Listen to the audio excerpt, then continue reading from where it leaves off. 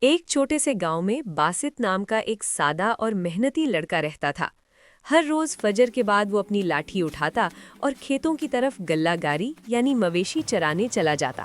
اس کے ساتھ بھینسیں، گائیں اور بچڑے ہوتے۔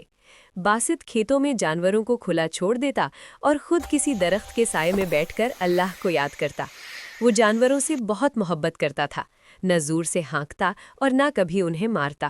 وہ کہا کرتا، یہ بھی اللہ کی مخلوق ہے، ان کا خیال رکھنا ہمارا فرض ہے۔ ایک دن دوپہر کے وقت ایک بھینس اچانک کھیتوں کے پیچھے والے جنگل کی طرف نکل گئی۔ باسط گھبرا تو گیا مگر صبر سے بولا، یا اللہ، یہ تیری امانت ہے، میری مدد فرما۔ وہ دھوپ میں دور تک بھینس کو ڈھونڈتا رہا، پاؤں تھک گئے، جسم نڈھال ہو گیا۔ آخرکار اس نے بھینس کو ایک نالے کے پاس کیچڑ میں پھنسا ہوا پایا۔ باسط نے پوری طاقت لگا دی، اس کے ہاتھ زخمی ہو گئے، کپڑے گندے ہو گئے، مگر اس نے ہمت نہیں ہاری اور بھینس کو باہر نکال لیا۔ شام ہونے تک وہ سب جانوروں کو صحیح سلامت گاؤں واپس لے آیا۔ گاؤں کے لوگ اور مالک سب حیران رہ گئے۔